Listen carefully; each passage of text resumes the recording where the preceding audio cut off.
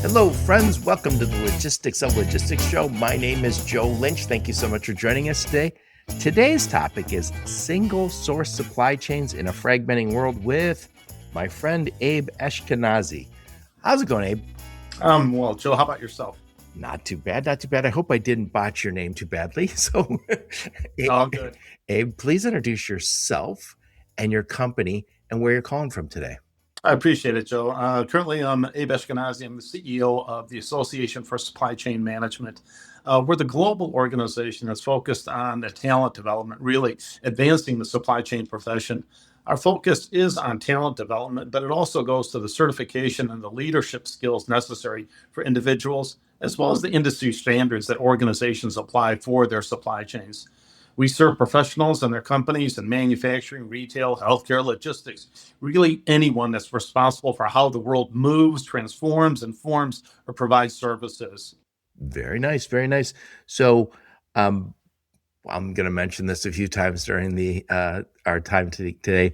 You guys just did a documentary called The Chain. Talk about that for just a moment. Yeah, it really was an interesting project for us because one of the things that, Joe, I'm sure everybody has experienced this at one point or another in terms of truly understanding anything about the products that they buy. Where was it made from? How did it get there? How long did it travel? Who touched it? What happens to it after you're done with it? Those are all fundamental questions that almost any consumer has. And I challenge any individual to pick up a product, whether it's a coffee mug or a shirt or a computer, and try to trace its story. Tell me that story of that product. What materials were used to develop it? How long did it take to get to you? Under what conditions was it manufactured? Who touched it? What happens to it after you're done with it? Those are all human questions, but yet it's really hard to break down all these activities.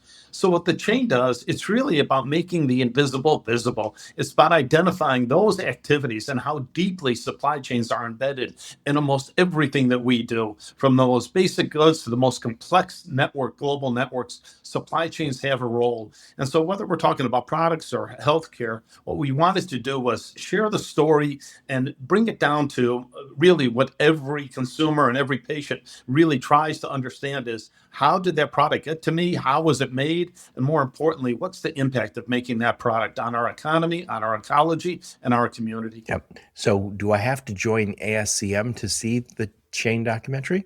Oh, not at all. It's available on Amazon Prime, and by all means, go take a look at it. There are 6 episodes. Each one traces 4 products through its life's journey. And again, some individuals are interested in healthcare, while others are interested in telecom or transport. But there are 6 episodes. You don't need to watch them in sequence. Each one tells its own story. And again, on Amazon Prime, you can find the full story. It's called The Chain: How the World Yep. Works.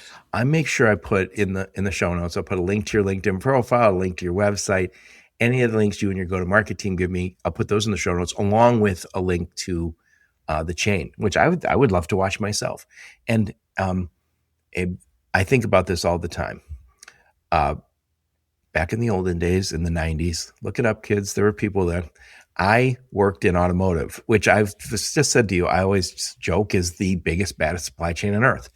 Somebody called me, a recruiter, and said, "Hey, Joe, I'd love to get you, uh, pull you out of there and get you onto this other project. And they really need a good supply chain guy like you."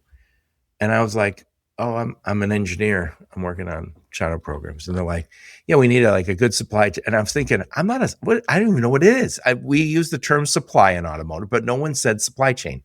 Meanwhile, probably an hour away was Michigan State pumping out what was the beginning of their supply chain program. They always had purchasing programs and logistics programs. It wasn't all together as a supply chain program. And now I'll flash forward. When my kids were young, I remember Kylie Jenner, one of these girls, had makeup and she was charging $40 for this lipstick or lip gloss or whatever. I don't know. And little girls were online debating and saying, "Hey, I looked it up. That makeup is made on the same assembly line in Los Angeles as this $8."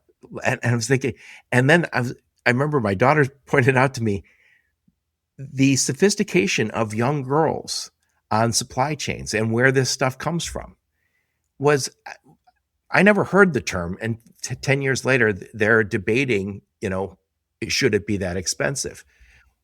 Our supply chains are increasingly judged. Where is it? Is it dirty? Is it clean? Does it pass through the wrong hands? We're being judged by the government on that one. No, really, you're pointing out some really key points there. That supply chains really sit at the intersection of business, geopolitics, human behavior, and more importantly, it's never static. It never stands still. What's often overlooked for supply chains is, first, they've been one of the greatest enablers of human progress. So we could not be where we are without supply chains providing the products. They really are the reasons that our standards of living have improved over time. Why products that were once scarce are now accessible. Food is available all year round, and essential medicines can reach patients across the globe. When supply chains work, they work really well, Joe. Unfortunately, the flip side is, and it's just as important, is when supply chains don't work, the impact is immediate and it's very human. We've seen shelves go empty. We've seen critical products being delayed, like baby formula. We've seen costs rise. And in some cases, like healthcare, people simply don't get what they need when they need it. What's normally invisible suddenly becomes very visible and very critical when it doesn't get there. Yep. Yep. Yeah, it is absolutely crazy. We saw it during COVID. Obviously, the supply chains worked pretty well. We found some places we were a little brittle, but I had somebody on my podcast call it COVID-19 or 20. It's not exactly the pandemic that your great grandparents lived through. So one more time, who do you serve? Who are your customers at ASCM? And then what problem are you solving for them? Yeah, it's interesting because historically the organization started almost 70 years ago with a focus on that supply chain professional, even though, to your point, it wasn't called supply chain back in the day. Ops management, industrial design, a whole host of Right. different terms that we used to describe it. It came along in the mid 90s, the concept of supply chain, which is really the integration of all the activities that is necessary to get a product from its raw material to the transformation to the logistics, warehousing, all the way to the consumer or the patient. That's what we describe as the supply chain. It's all those activities. Historically, we've seen individuals, because to your point, back when you and I went to school, there were no supply chain programs. Most of the individuals that were in supply chain back in the day came out of finance and engineering. If we turn the clock back to the year 2000, there were maybe a dozen programs in the world. You mentioned one of them, Michigan State, long tenured supply chain program, as a number of other schools. So we had about a dozen schools in the world that he had either a baccalaureate or a master's degree. What ASCM provided, or back Apex back in the day, was the corollary for the baccalaureate or the master's degree to get the individuals not only recognized for the contributions they make, but to ensure that their competency and their capabilities match what the organizations were looking for. And so we would do job task analysis, we'd do motion studies, and we'd interview organizations, and they'd provide us their confidential, development opportunities, their human resources, a lot of their time in motion in the organization, so that we can identify what are the critical skills, competencies, and knowledge necessary to be successful in a job for supply chain. But I think we got to remember, Joe, there is no job called supply chain. Right. There's the industry of supply chain. You have logistics, you've got procurement, you've got warehousing, you've got manufacturing, you've got a variety of different functions, all encompassed under the term supply chain. So when we talk about supply chain, we're really talking about all the activities necessary, from the raw materials, the transformation, logistics, warehousing, to the support, to the return and the reverse logistics, that enable an organization to not only be efficient about what it does, but sustainable at the same time. I love it. So you guys used to be Apex? Yes, the American Production Inventory Control Society. Did not know that. That rolls right off your tongue, doesn't it? We identified that, again, the organization was focused, predominantly in its history on the production inventory management. When we started to see in the early 2000s the integration, specifically because of technology, supply chains were much more integrated. They were not as siloed as when you and I grew up, Joe, that as long as you got your function right and planning, you really didn't worry about what was occurring either before or after. Now, with the integration of supply chain, specifically through technology and control towers and ERP systems, you're seeing the integration of all the activities and the efficiency. just in time, predictive analytics, a lot of the technology that enabled organizations to be much more efficient and effective. But again, this is a time when we had two primary objectives, and that was speed and cost. And just in time was the hallmark of the day. Those kept us, the focus for organizations on speed and efficiency were, critical for every organization that wanted to compete.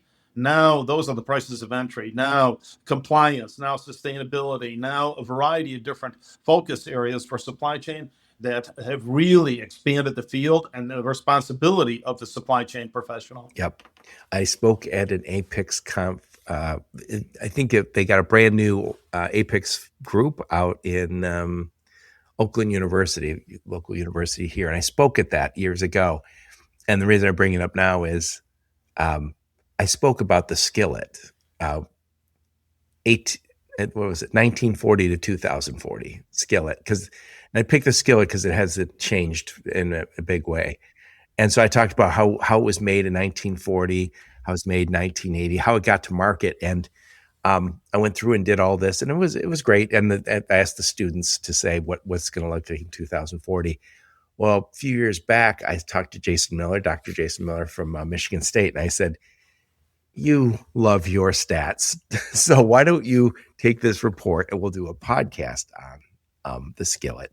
So he's really good with stats, government stats. He loves them. So we did the same. We did an interview on that, and it was interesting to me because you can see kind of the evolution of a supply chain. And in 1940, just before the U.S. got involved with the war, very different supply chain, obviously, than what it is today. And at that time, all skillets in the U.S., for the most part, were made in Wisconsin, and they came by rail and probably went to a peddler. Nobody had direct relationships at those time. And now if you look at skillets, they all moved over to China. But there's a trickle coming back. You see a whole bunch of high-end skillets. But as they come back, very different supply chains, and they're highly automated. And sustainability matters now, where it didn't matter at all back in the day. So anyway, let's get into today's topic. So today's topic is single source supply chains in a fragmenting world. First off, what is a single source supply chain for people who are not doing that every single day? Yeah, they're really interesting because I think we realize the the criticality of it, but we really don't identify it for the problems that it can cause. A single source risk or a choke point are when a critical component, material, or capability is really concentrated in one place or one supplier, one region, or often one facility. It's efficient when it works. Until it doesn't. And when it fails completely because there are few, if any, alternatives. Some examples of what we're talking about here. Very recent, the Strait of Hormuz.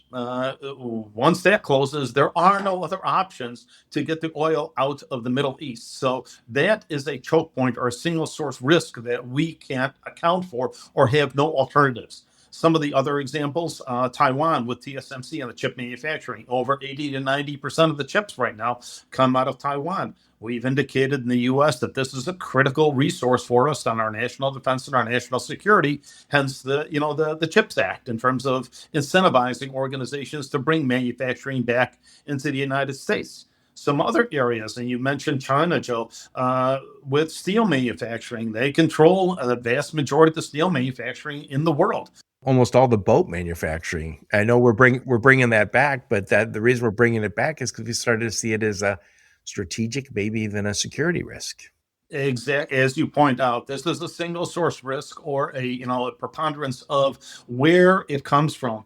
Another example, and this is directly related to our nation's health, active pharmaceutical ingredients or APIs. The majority of them come from China. This is for essential medicines, for vaccines, for opioids. These are critical choke points that need to be addressed because when they fail, there are few, if any, alternatives. And while it's efficient to have a single source or a single opportunity, it does concentrate the activity within that region or within that supplier. And again, it's efficient when it works, and when it fails, there are few, or if any, alternatives. Yep.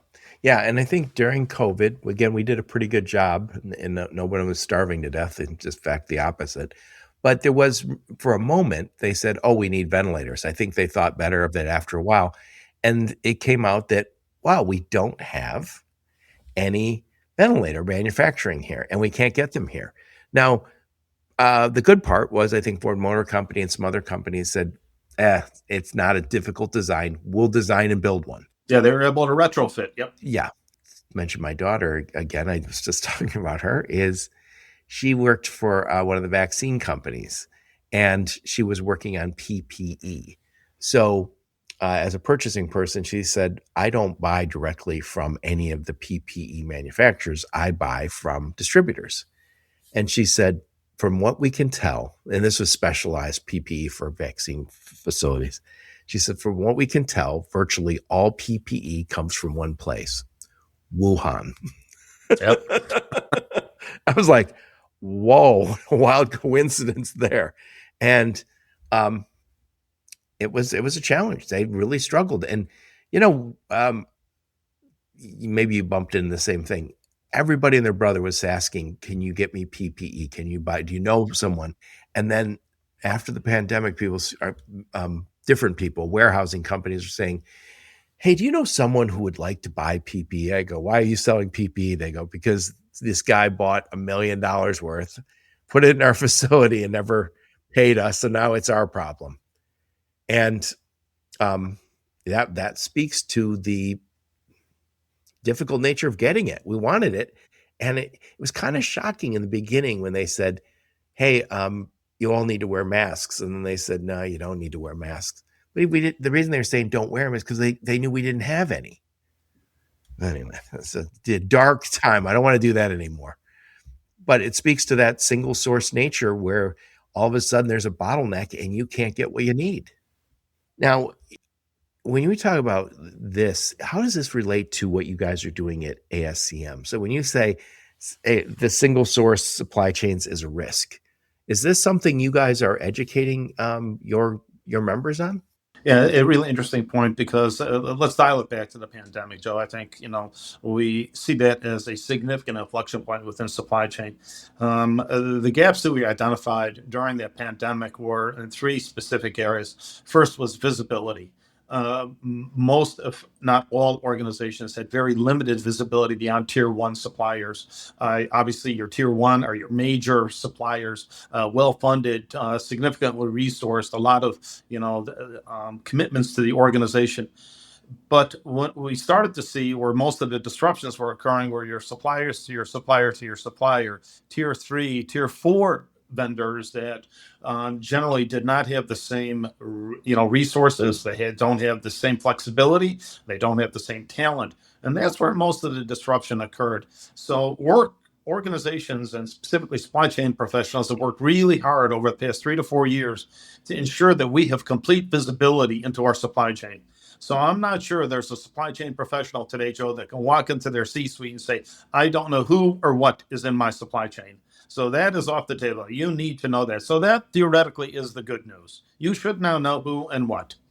The bad news is that you now know who and what is in your supply chain. And what you're finding is that you're not as sustainable, you're not as resilient, you're not as agile. And now you need to do something about it. And most of the effort right now is in digital transformation through the use of technology.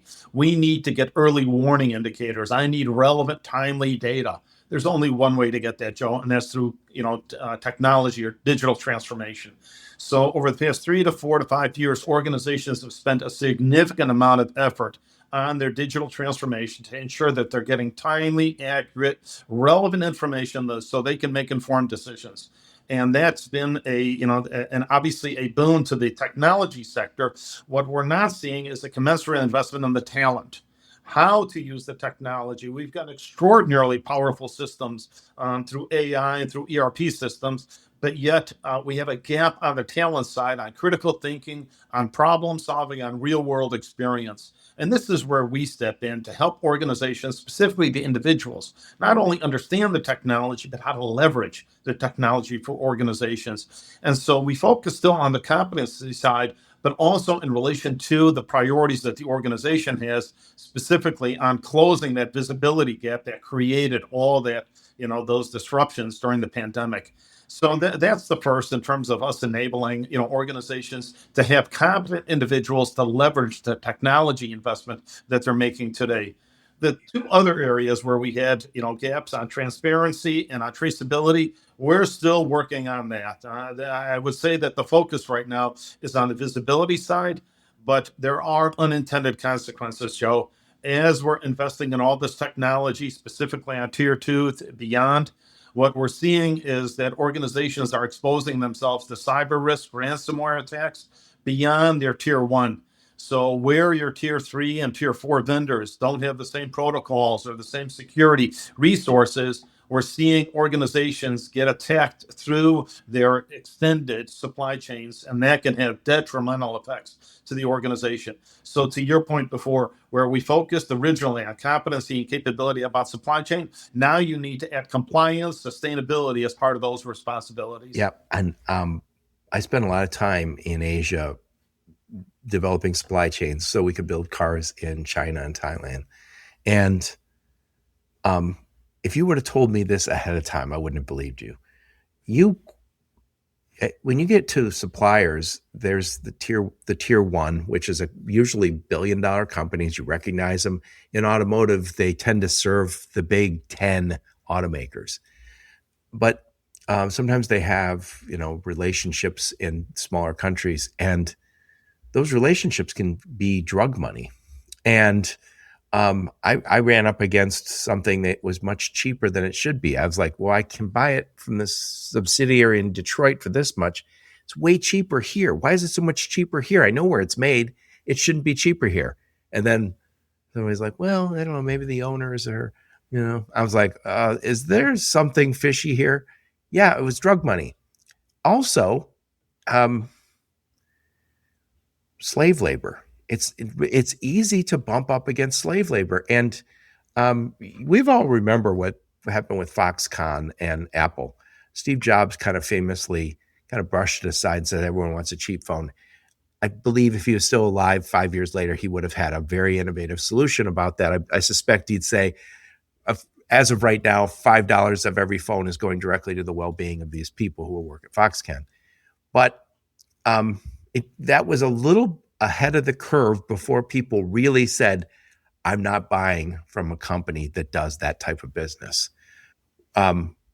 Increasingly, people are judging you on your supply chain. And if your supply chain isn't fair, if it's unethical, if it's using slave labor, if it's being dirty on the other side of the world, that matters. For a long time, rather than clean up your act, you just hire a PR company to have bright, shiny commercials for your brand. That's not the way it works anymore. No, hardly. As what you're describing is a lot of the, sort of visibility challenges that we had. We just didn't, most organizations didn't have that insight, to your point, in terms of when you start to unravel, more importantly, when you start to make the extended supply chain visible, now you need to do something about it. It's no longer a question of whether you know or not. You do know. We should know now what's in our extended supply chain, and ensuring that it is sustainable, that it does not include forced labor or any child labor, any conflict materials. But it's extremely hard, as you point out, when you're talking about a supply chain that may have dozens and dozens of suppliers to suppliers to suppliers. But this is the responsibility that supply chain professionals and companies have today. Well, and if you're going to work with pharmaceutical companies, it's not a nice to have. It's a must have. If you're going to work with automotive, it's not a nice to have. It's a must have. Want to work with the government? Must have. Automotive. These data centers that are going up, I guarantee they're not going to let you bring opaque to their supply chain. When you go, and this is where the transparency and the traceability comes in. First, we have to have visibility. We need to know who and what. Then the next thing is, transparency. I need to make sure I'm getting accurate, timely, relevant information from my extended supply chain. The last step is what you're pointing out, Joe, is that traceability. Am I able to trace my entire product through, or, any of the components all the way from its origin all the way to recycle, reuse, and waste? And this is the challenge that we have with almost any product, is trying to understand the complete journey of that particular product. Yeah, it's the bar got super high, and this is the sister or the cousin to this same problem. Um, the last consulting engagement I did was just before COVID, and I was with a big company, multinational, and I was in Mexico with the team, and my coworkers is in the car, kind of plowing through with her email, and I was like, "What are you doing?" And she said, "There's companies trying to buy from us that aren't supposed to buy from us, and they tried to buy from us in Egypt. We caught it. They tried to buy in Europe yesterday, and I'm trying to alert." And you have this far-flung organization that with all these distributors, and you're trying to prevent a sale of something to the wrong people. Not everybody has to deal with that, but if the government, the State Department says you deal with it, you deal with it, or you don't get to be in business. Not only are these compliance risks, but they're also reputational risks. And again, that's not exactly a purchasing problem, it's a sales problem, but they're all very closely connected. No, Joe, I couldn't agree with you more. And I think there were enough examples of organizations that were surprised by what they, whether a journal or an expose found in their supply chains. Now we need to do something about it. It's no longer acceptable to not know. Yep. So the next thing I wanted to talk to you about today is um, the geopolitical risk and all the challenges that we have around the world. I know we could probably spend the whole day talking about this, but we'll keep it tight. So what's going on? I mean, it's obviously we see that there's a war in Iran, there's a war in Europe, um, there's tariff stuff. Just talk about what you guys are advising all your members to do. Yeah, that really a dynamic environment. Let's just dig into the logistics first, Joe. Logistics is often among the first to feel the disruption. You may not be the first to see the risk, but by the time a shipment doesn't move, the decision that created that vulnerability was probably made months or even years prior. I mean, very few are, the logistics decisions are made, just in time. These are well thought out processes. For logistics professionals, this creates a very reactive environment. You're shifting from ocean to air or expedited at premium cost, or you're scrambling for capacity in already constrained lanes. And I think this is part of the description of what the geopolitical environment looks like right now. We're operating in a constant state of recalibration. If you had a plan, now you have a plan for your plan for your plan. And so there's multiple scenarios. You need optionality right now because it no longer is just one vendor, one route, one product, or one order. Tariffs are changing with little notice. You've seen conflicts reshaping trade lanes. The Strait of Hormuz could not be any more critical than today. Infrastructure constraints in specific regions with talent or climate change. It's not one disruption anymore. It's a layered disruption that we're experiencing right now. So what are we, focused on? What are the challenges? First, capacity reallocation. We're shifting where manufacturing is done. It's moving from a globalized world into a multipolar world where Asia will be one block, Europe will be another block, North America will be another block. And so we're having to recalibrate where our friends and nearshoring and reshoring is done.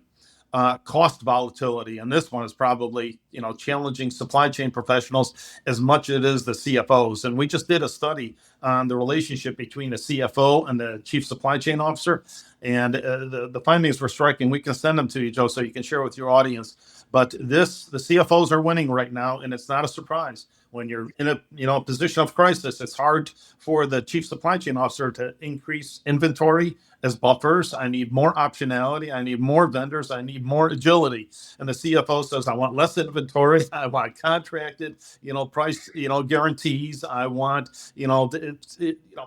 everything short, and it is much shorter term. And so right now we're seeing bottlenecks in ports, canals, on border crossing. These are now becoming pressure points. The biggest, among the biggest pressures right now is that instability is no longer episodic.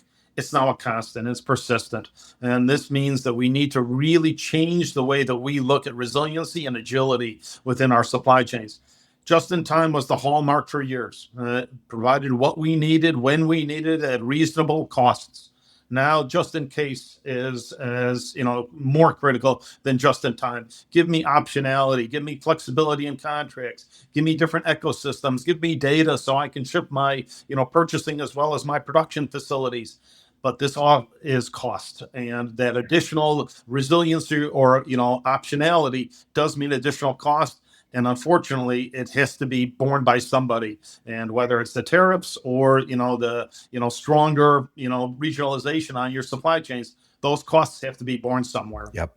It's interesting. So I looked yesterday. Craig Fuller from FreightWaves said that the data is starting to show that manufacturing is moving back to the U.S. We're at the beginning of a manufacturing boom. Manufacturing boom doesn't start with product rolling out the factory dock. It starts with buildings, and it starts with with all the stuff that FreightWaves tracks. But we are reshoring. We're doing this, and I got to say this. We've talked about sustainability and supply chains for a while. Famously, it's come up many times on my podcast. There was peaches, and you might have seen this. It's not really even a case study. It's a snack pack that you might put in a child's lunchbox, and it says "Made in Thailand." Well, those peaches were grown in South America, shipped to Thailand, put in containers, and then shipped here. And you're like, wait a sec, we grow peaches in Georgia. How we grow peaches here in Michigan? And what are we doing? And obviously, it was cheaper. Somebody was in charge, and they said this is cheaper. Now, that's not a critical supply. If we don't have another peach in the city for a year, who cares? But when you make decisions like that are based solely on money, you run into that. But for the most part, people won't pay an extra nickel for logistics. It's not worth anything. So if somebody says, hey, your mobile phone came here from China, you're like, I won't pay extra. It came from Georgia. I don't care. So logistics doesn't add value. Now it's a necessary evil, let's face it. But I can see our supply chains getting shorter because they got pretty dirty. If I'm getting all of my parts from China for my automotive assembly, that means they're traveling around the world just to be here. They can be made here. And in the past, you go, well, it's cheaper there. Well, labor in Mexico is cheaper than China in many cases. And as we automate more and more, that piece of automation doesn't care if it sits in Tennessee or Beijing. So I can see us getting shorter supply chains, and that would let us get back to a little more just in time, because we're all trying to stay lean with the inventory, because if you aren't, your costs go up, and your competition, at least some of them, are leaner than you are. Yeah, no doubt. Yeah. Joe, I think you're bringing up, a critical point here, and I think that in the documentary, that is one of the main, sort of takeaways here, is trying to understand the journey a product takes. For example, the T-shirt example. T-shirt almost travels 10,000 miles before it ever gets to you. It's probably cotton grown in our own backyard, probably in Texas or Alabama, that shipped to either Turkey or Indonesia to be spun, and then sent to Bangladesh to be made into a T-shirt, and then transported back to LA, delivered to your store. There's a professor actually wrote a book about that. Did you read it? There's a number of journeys that the supply chain takes. That's really the intent of the chain documentary. It traces the journey of 4 products. For example, in the apparel episode, we trace T-shirts, jeans, fast fashion, and high-end fashion. Each one has a very different supply chain to it. And whether you go into the healthcare episode, where we take a look at opioids or essential or vaccines or liquid gas, as well as sterilized equipment, every one of those has a supply chain. And that's what we're trying to do, is demystify that supply chain, but also some fundamental questions to your point before, Joe. We are regionalizing supply chains. We are hopefully making them shorter, but we're also introducing greater risk into our supply chains, because no country is self-sufficient. There is No region is self-sufficient. Well, I think the two most self-reliant is Russia and the U.S. But that's not to say that we do everything here. We don't have to. But I think there's certain things we're starting to realize. Hey, I this gets to a national security issue. We're not going to have our robots and our drones made in China, and or someone else who's, I'll call a frenemy, right? We're going to make sure, even the boat making, and we've always heard the. I think there's some truth to it. At a lot of our ports, we have cranes that were made in Asia that have cameras on them. So we have a lot of and by the way, I suspect we're doing the same thing to our frenemies on the other side of it. But we're going to say this is a strategic good and it should be made in this country. And I suspect a lot of other regions are going to do the exact same thing. Let me throw one thing by you. I remember Henry Ford. I grew up in Dearborn, so I had to go to the Henry Ford Museum and learn all about making cars, even as a child. Famously, when Henry Ford got really good with this assembly line, he built a completely vertical integration. So he had forests up in northern Michigan. They would chop the wood down. They had towns up north. There's still towns up north. Joe, they own sheep farms for the leather. They own the rubber plantations for the tires.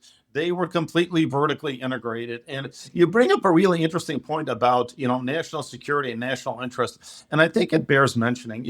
We've determined that what's in our national security and our national interest right now, Joe, obviously essential medicines and critical minerals, EV batteries, solar panels, chips. Hence, we're investing in those. I think it's important to remember that if you go to across different regions, different needs. If you go to the Middle East right now, it's food that is in their national interest in their national security. China, it's oil. So, exactly right. So it's not going to be the same product in every region. And so the diversification or the regionalization of the supply chain is going to require additional investment because not every region has that capability or has that resource. And so more collaboration is going to be necessary, but a shift away from low cost to a much more, risk adjusted or optionality decision making. Yeah, it's very interesting because a friend of mine always says, "Look how far BYD in particular has done a great job with their electric vehicles. They're stumbling right now. Automotive is a hard business. So you're going to stumble no matter who you are." But interesting, Joe. Our automotive, one of our episodes is on transportation. And it does trace back to your point of the vertical manufacturing industry. It's kind of interesting when you take a look at where Henry Ford, really revolutionized manufacturing and the assembly line. If you take a look at China today, they have vertically integrated their automotive sector. They have completely vertically integrated it. So what we thought was, no, that's not the best, sort of model. They have gone and used and replicated because they do have the resources. They've got the steel, they've got the batteries, they've got the critical minerals.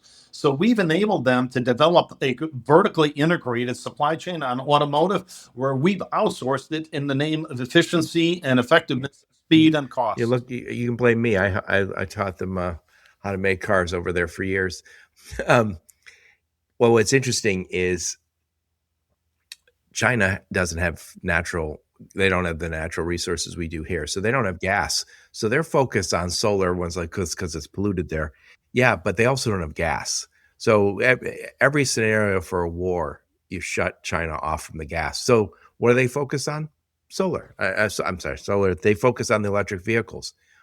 It is very interesting because I always remember when I was in China years ago, somebody brought me into a room and said they put a blueprint and they had the map of China and they showed all these regional automotive companies. And I was like, what are these?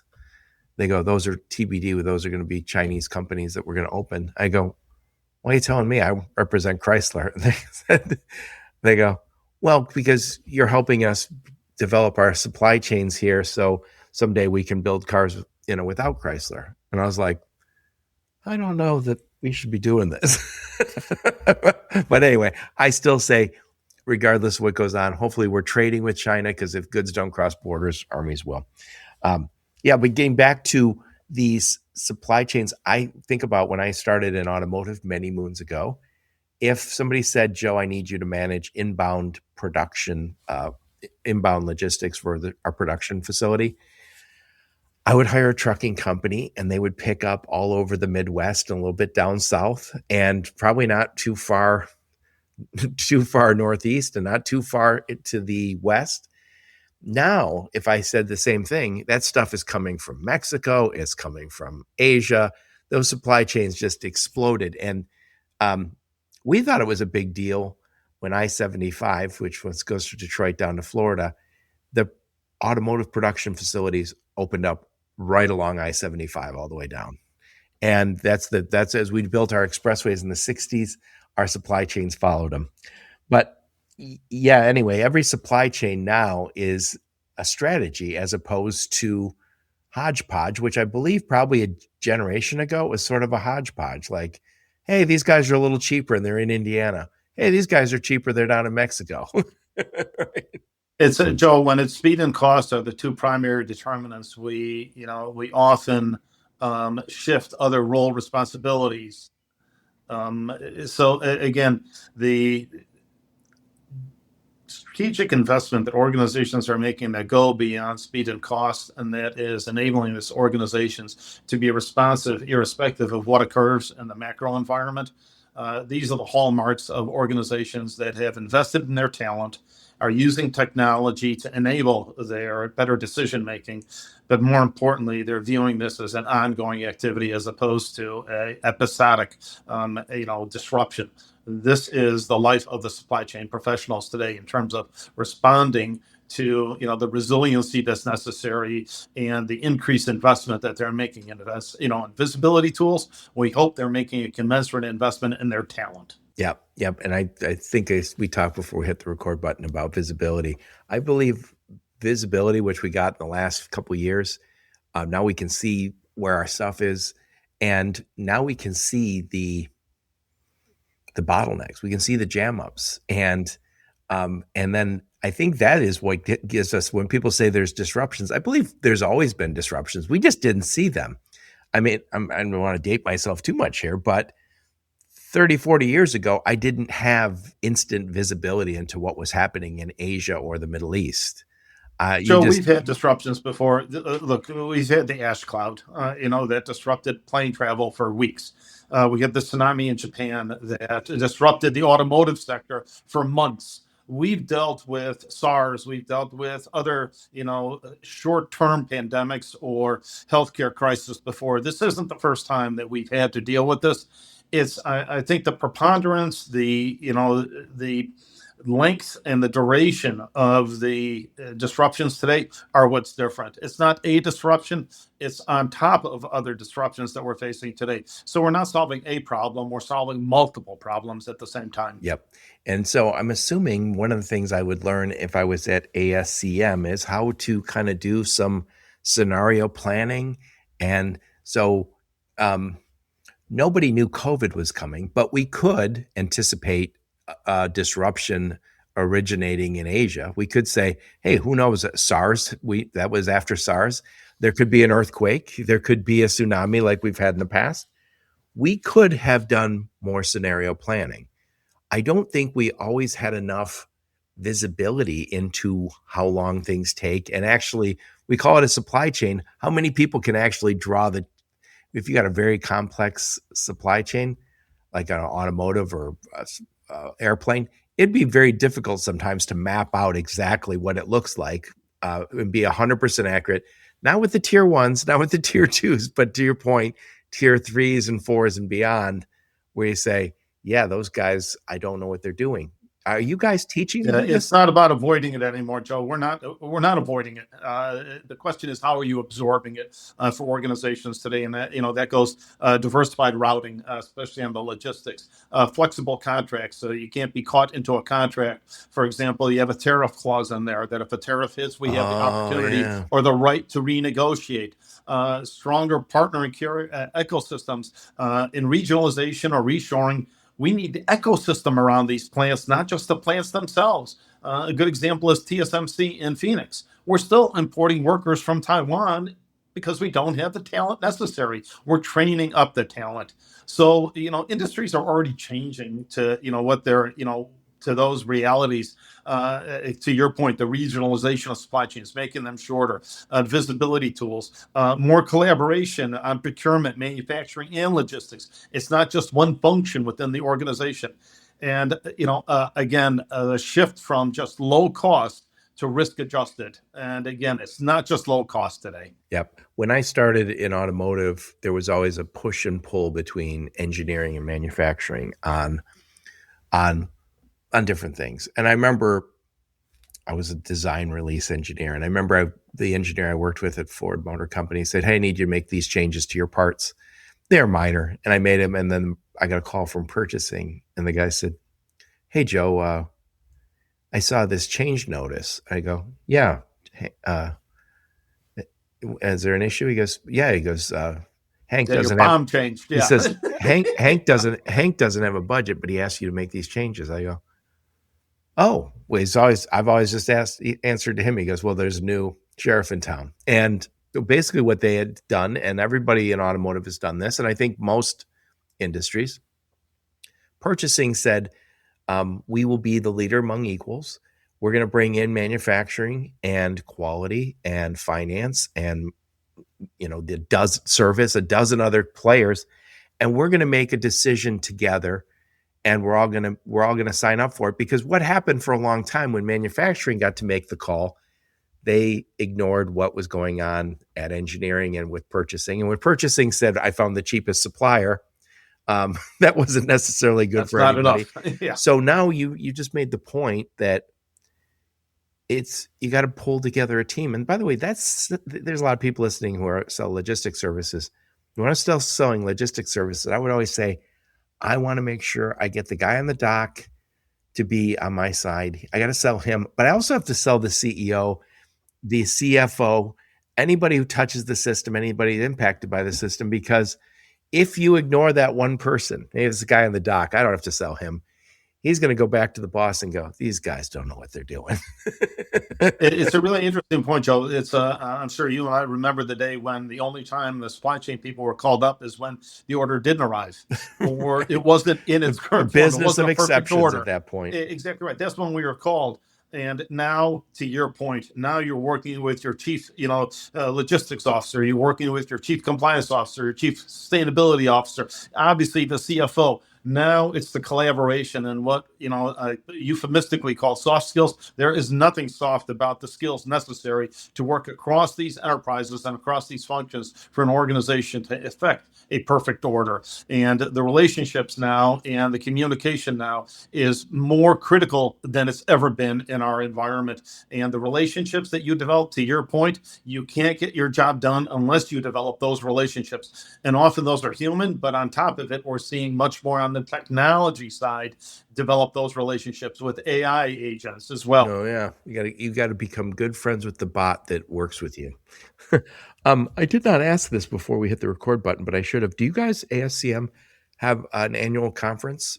Absolutely, we do. And if you're, again, for those looking to attend our conference, it's in September this year in Long Beach. It brings together leaders from across industries, talk about resilience, risk, futures of supply chain. Got some wonderful keynote speakers as well. What date is it out in Long Beach? I believe it's September 27th, 28th, and 29th. Let me verify that for you. Hold on, Joe. So while you're looking, I will just say I was at the Port of Long Beach for the IANA conference, the Intermodal Association North America. It is really worthwhile to get out there because I think we all service the ports one way or another, and to get out there and actually, I met Noel, the COO. Noel Hustigaba. Yeah. He will, as a matter of fact, he'll be at the conference as well. He's a great just had an speaker. event with him. Yeah, him and Gene Soroka from the Port of LA. Yep, he's the union guy, right? Yep, and just Joe, let me answer your question before so you can slice it back in. We're pleased that our conference this year is going to be in Long Beach, and it's September 28th and 29th. 28th and 29th. I got to tell you, it's a great place for a conference, and you're overlooking the water, you're overlooking the port. I loved it We there. got great port tours, as a matter of fact, with the Port of LA as well as with the Port of Long Beach. And for those of you who have never been at a port, I would encourage you sign up for these port tours. They're extraordinary. Yep. And I talked to Noel Hasagaba out there, and they are making a massive investment in talent out there Yep. And technology. and Yep. technology, but also sustainability. I was out there. Uh, I was out there, and IMC Logistics was there, and they had brought out one of their fleet, which was electric. So they don't have the same problem. They have different problems than we do here, where I'm at. They have smog, and they have smog that is making kids sick. They have more asthma out there. So, a lot of times people kind of want to discount it and go, oh, God darn it, these eco terrorists. There is good reason for that. We've always had older trucks do the drayage. Now they're saying it's probably going to drive the cost up a little bit, but if we can figure out how to make it a little cleaner and greener for the ports, um, they have, again, unique challenges out there. But I know one of the things that Noel said is because we've lost a little bit our story. The port is a great, great economic driver. And he goes, a lot of the people who grow up around here don't work here and don't have a plan to work at the port. He goes, not every job is loading and unloading boats. There's a lot of very good jobs at the ports. Anyway, enough of my blather. I'm going to summarize the best I can. Then I want to get your final thoughts on the topic. So I'm talking to my friend Abe Eshkenazi, and I hope I'm not botching your name too badly. And the topic is single source supply chains in a fragmenting world, and why that's a bad thing. That is a tremendous risk that we're all taking. And I think we've all lived it. If you have one supplier that you're overly dependent on, whether it's a trucking company or a warehousing company or a manufacturer, oftentimes it's not a tier one or tier two, it's a tier 3, 4, or 5. And we have had COVID. Obviously, we saw some of the downside. We did pretty well, but we saw places where our supply chains were more brittle than they should be. So we talked a little bit about the visibility. I think visibility is giving us a sense of how many challenges there are. And we talked a little bit about security. The security is a whole topic by itself. We have more cargo theft going on than ever before. It's not just opportunistic now. It is strategic. The cartels are involved in it. We have cybersecurity. When you look at a supplier today, probably the top priority is, are they going to get us hacked? Right? And so we talked about the challenge with, again, this having one logistics provider, one provider who can shut you down. We talked about also all the geopolitical problems.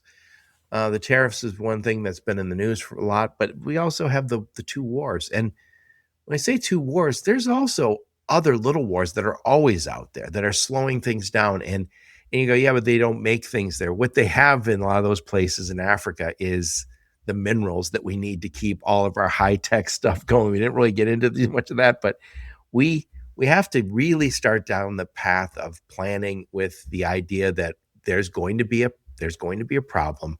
How am I going to deal with it? It's a lot easier to deal with it in a conference room around a whiteboard with 3 or 4 of your coworkers than it is after it goes live. And what's the last thing? Oh, just the fragility that we have. We saw a little bit of brittleness, and we have to get away from it. We also touched a lot on this. Supply chains have to get cleaner and greener. And I think that when getting cleaner and greener means they're going to get shorter. And I think those are probably good. Shorter supply chains are better for our just in time, also probably better for our security. Last but not least, we talked about The Chain, your documentary. We'll make sure we put a link to that. I want to look at that myself. And you guys have this conference coming up September 28th and the 29th. Do I have to be a member of ASCM to go? Not at all. Nope. But you highly recommend it because all the cool kids are doing it. You'll get a better discount when you do join it. It's only $99 a year for individuals to join the organization. Students are free, by the way, 100% free and unfettered access. Well, put a big old bow on this one. Final thoughts on the topic, Abe? I really appreciate it, Joe. First, for having us and allowing us My to, share pleasure. some insight with you. We are obviously in a much more unstable world, but we're also in a much more sophisticated world than we were years ago. The best organizations today, they're evolving from execution to much more strategic advisors. They're seeing optionality, sourcing decisions. They're just not reacting to them. So they're using a lot of the intelligence and a lot of the data that they have in their organization combined with capable talent. And I think that's the winning formula. Almost any organization right now, you can get an investment in technology. I'm hopeful that their investment in talent is commensurate with the investment in technology so they can really leverage that investment that they're making here. The organization itself, in terms of ASCM, if you want to learn a little bit more about ASCM, go to ascm.org. If you're looking for certifications or research or connecting in the global community, we can find ways to enable you to get not only the appropriate information, but the appropriate contacts. And then, Joe, to your point about the chain, if you're interested to see how dynamics and supply chain really work out, I encourage you to watch The Chain, How the World Works. It's available on Amazon Prime. It really brings together a lot of the dependencies that you and I were talking about, Joe. Yep. Yep. And by the way, I think what you'll learn from watching those, I was thinking about when you talked about it, is every supply chain has its own unique challenges. So I mentioned the automotive supply chain where I came from. It has its unique challenges because it's complex manufacturing. But if I'm shipping dairy products across the country, across the world, that has its own challenges. Pharma, every space you're in has some unique issue, whether it's, I I always say cold chain, which is growing every year. For the food, we touched that in the food episode, how critical it is to get food from halfway across the world into your grocery store right. This is a unique challenge. Yeah, Yeah. yeah. A friend of mine, he's from India, but he lives here in the United States now. Yeah, this is probably a decade ago, so I know it's improved. But I remember him saying, "Joe, I've got this product. I want to go to India." He goes, "India is a massive country," and he goes, "and a lot of times the crops go bad before it gets to the city." And I was thinking, all that fertilizer, all that human effort to cut this stuff down, load it on a truck, and then it's hot as hell going across the country, and it goes bad before it gets to the hungry people that it's supposed to feed. No, it really is sad, Joe. I mean, to your point, I mean, when you watch these episodes, I tell you, if you watch the apparel episode, it will change the way that you look at your clothes in Oh, your trust me, closet. I have daughters. If you have daughters, you hear about I think they started fast fashion might have been their third word. Like, we can't buy fast fashion. I was like, I don't know. Am I wearing fast fashion? I'm not sure. Anyway, well, yeah. So I'll make sure I put a link to the documentary, The Chain, a link to your it's a sign up for ASCM, and then also The for your Change Conference. conference. Yep. Yeah, and I'll put a link to your LinkedIn profile, link to your website, any other links you and your go-to-market team give me, I'll put in the show notes. And Abe, thank you so much for taking the time. I love what you guys are doing. I think it's much, much necessary training and education development. I mean, you kept hitting on the word talent. There's a talent shortage. I know people looking for a job are going to say, I'm ready. Well, get yourself educated here, because this is going to make you much more valuable. Joe, thank you so much for the opportunity. I look forward to connecting with you again. Excellent. Well, thank you. And thank all of you for listening to my show. Your support's very much appreciated. Until next time, onward and upward. You have been listening to the Logistics of Logistics podcast, where we engage with leaders in the logistics and supply chain community. If you like what you hear, please subscribe, hit the like button, and leave us a nice review on Apple or Spotify or wherever else you listen. Also, please check out our videos on YouTube and connect with us on LinkedIn. We're very big on LinkedIn. And you can also reach us on the logisticsoflogistics.com, our website.